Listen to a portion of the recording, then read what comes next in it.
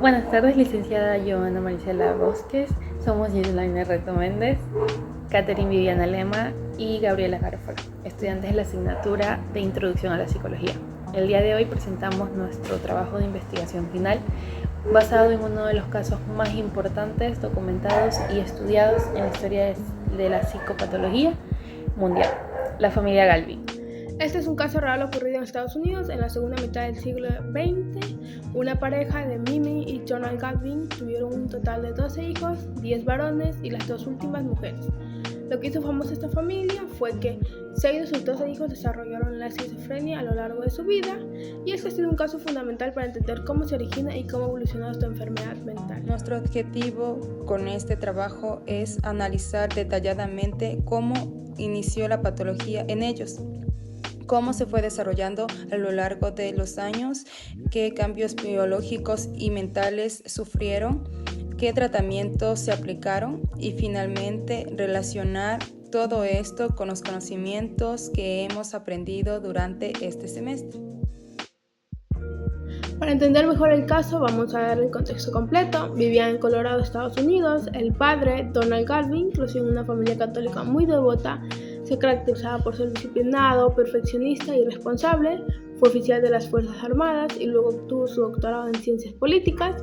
Inculcó en sus hijos el gusto por el deporte y la disciplina. Por su parte, la madre Mimi nació en Canyon, Texas.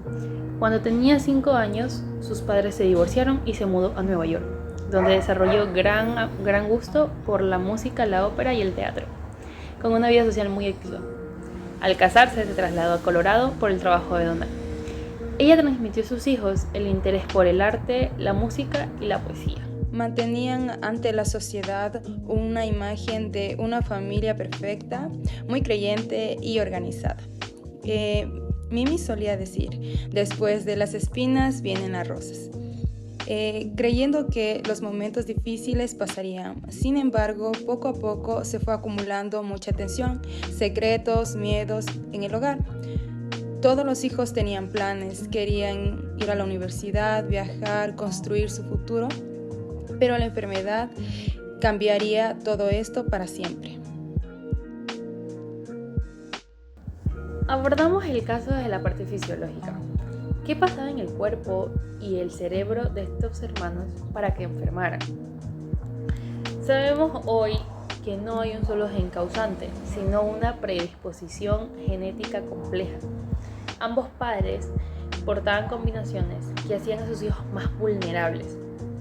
Al realizarse estudios posteriores, se identificaron en la familia la mutación del gen SHAM2, ubicada en el cromosoma 11, que estaba presente en la madre y en los hijos enfermos, pero no en el padre. Se puede decir de alguna manera que este gen venía apagado al nacer, pero podía activarse bajo influencias externas. También se encontraron alteraciones en genes relacionados con el sistema glutamatérgico, como GRIN2A y el GRI-A3, que regulan la comunicación entre neuronas, y el gen CHRNA7, vinculado con la transmisión de señales en el cerebro. Además, hay un desequilibrio químico. Hay exceso de la actividad de la dopamina, sustancia que envía mensajes entre neuronas, lo cual hace que el cerebro interprete las señales de forma errónea. También se observó que tenían los ventrículos cerebrales más grandes de lo normal y menos materia gris en zonas como el lóbulo frontal y temporal. Todo esto crea la base biológica, pero necesita un donante para activarse. Ahora explicaremos cómo estas alteraciones biológicas afectaron su mente, es decir, los procesos básicos cognitivos. Los más evidentes fue la percepción. Sufrían de alucinaciones, oían voces, veían y sentían cosas que no existían y no podían distinguir lo real de lo creado por su mente. También perdían la atención, no podían concentrarse, se distraían con cualquier cosa y no seguían el hilo de ideas. Su pensamiento se volvió desordenado, saltaban de un tema a otro, usaban frases sin sentido y desarrollaban delirios. Creencias falsas muy firmes, muchas veces con contenido religioso o de persecución. La memoria también falló. Les costaba aprender las cosas nuevas o recordar hechos recientes. En momentos de crisis perdían la orientación, no sabían dónde estaban, ni qué día era, ni reconocían a las personas. Cada hermano lo vivió de forma distinta, pero todos ellos sufrieron los cambios en mayor o menor medida. El primer caso en aparecer fue Don, el hijo mayor, el favorito de su padre. Excelente deportista, buenas calificaciones y ejemplo para sus hermanos. A los 21 años empezó a cambiar. Tenía brotes de ira, peleaba violentamente con su hermano Jim, incluso llegando al punto de lastimarse. Conoció a Ginny, se casó, pero el matrimonio fracasó porque ella no quería formar una familia. Ese eco lo marcó mucho. En un momento de confusión, agarró a la mascota de la familia y la mató. Y pidió ayuda porque sentía que estaba perdiendo el control. Fue entonces cuando le diagnosticaron esquizofrenia. En esa época había escasa información sobre las enfermedades mentales. Los médicos le habían recomendado dejarlo internado en el centro psiquiátrico, pero Donald y Mimi, para no romper la imagen de la familia perfecta, decidieron llevar a cabo los cuidados en casa. No habían tratamientos adecuados o dosis adecuadas, por los que estas solían ser muy altas y causaban malestar en él, y él decidía a veces no tomarlas. Todo esto desencadenó que sus delirios se terminaran mezclando con su fe. Decía que su hermana Margaret era la Virgen María y él debía protegerla. Salía al bosque vestido de monaguillo a rezar por horas. También decía que la CIA lo perseguía y que lo quería matar. El punto de inflexión en esta familia fue cuando él amenazó de muerte a su mamá y quería buscar a su ex esposa para lastimarla. Entonces decidieron internarlo al centro psiquiátrico definitivamente. Poco después le siguió Jim, el segundo hijo sociable, divertido, ya casado y con un hijo. Pero en casa con su esposa era muy violento. Además, consumía drogas recreativas, lo que actuó como detonante. Tuvo un brote y también fue ingresado. Luego aparecieron Michael, Brian, Joseph, Matthew y Peter, cada uno con sus propios detonantes: drogas, accidentes, estrés laboral. Ver a sus padres sufrir era un derrame cerebral o incluso un golpe recibido en deportes de contacto. Fue una época muy oscura. Vivían todo en silencio, por vergüenza y miedo al que dirán. La situación se volvió crítica cuando Brian, el artista de la familia, que tocaba varios instrumentos y tenía una banda, tuvo una discusión con su novia Noni y lo mató, para luego quitarse la vida. Ese suceso marcó un punto de inflexión, ya que no podían seguir ocultando la verdad. Más adelante salieron a la luz otros secretos. Jim había abusado sexualmente de su hermana Margaret durante años. También se descubrió que un sacerdote, amigo de la familia, había abusado de Don y lo más probable que de Jim desde pequeño, lo que también influyó en su salud mental. La casa dejó de ser un refugio y se llenó de miedo. Los padres dormían con armas para protegerse.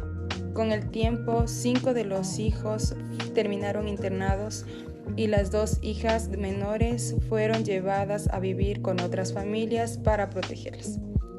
Los hermanos sanos tuvieron que cambiar de apellido para evitar ser señalados. Todo esto confirma que la enfermedad necesita tanto de la predisposición genética como traumas, estrés o sustancias para activarse. En aquella época la psiquiatría estaba muy atrasada. Al principio no había tratamientos específicos, se probaban métodos agresivos como la terapia de choque eléctrico o incluso lobotomías, por lo que los padres temían internar a sus hijos. Cuando aparecieron los primeros medicamentos antipsicóticos, como la clorpromazina, ayudaron a reducir las alucinaciones y delirios, pero tenían efectos secundarios muy fuertes y muchos dejaban de tomarlos porque se empezaban a sentir mal. No hubo terapia psicológica ni familiar adecuada al inicio, solo aislamiento y medicación. Con el tiempo la familia aceptó la realidad, recibió apoyo, pero para ese entonces ya había pasado muchos años de sufrimiento. Lamentablemente muchos de sus hijos fueron usados como sujetos de estudio para entender mejor la enfermedad, sin recibir siempre el trato más humano posible. Este caso nos ayuda a relacionar todo lo aprendido en clase. Primero nos confirma la teoría del diátesis-estrés. La enfermedad aparece cuando se junta una vulnerabilidad biológica, en este este caso la genética heredada de Mimi, con factores desencadenantes externos. Trauma, abusos, consumo de sustancias, estrés, aislamiento y un ambiente familiar muy rígido. Además, aprendimos que el tratamiento no puede ser solamente médico, se necesita de terapias, apoyo familiar y un entorno libre de estrés. En este caso, nos enseña que la salud mental es compleja, que no hay culpables ni soluciones sencillas y que el estigma y la ignorancia pueden hacer mucho más daño que la propia enfermedad.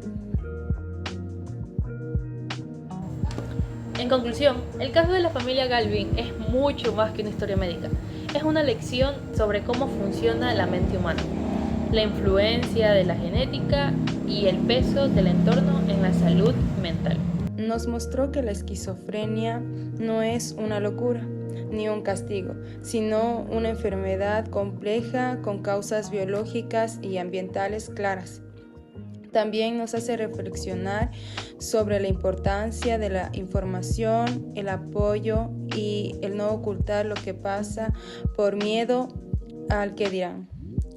Con este trabajo hemos conectado con todo lo aprendido en el semestre, entendiendo mejor por qué y cómo se desarrollan las patologías psicológicas. Recordando que la salud mental es parte esencial de nuestra vida, igual que la salud física, tener una enfermedad mental no significa ser raro, peligroso o menos valioso. Es simplemente una condición que requiere comprensión, apoyo y atención. Hoy en día vivimos en una era donde la salud mental toma una relevancia adecuada que siempre debió tener, donde aprendemos a mirar más allá de los prejuicios y a entender que nadie está libre de experimentar dificultades en su bienestar psicológico. Nunca debemos señalar, ni etiquetar, ni juzgar a nadie por lo que siente o vive. La empatía, el respeto y la información son las mejores herramientas para romper el estigma y ayudar a quienes lo necesitan. Muchas gracias por su atención.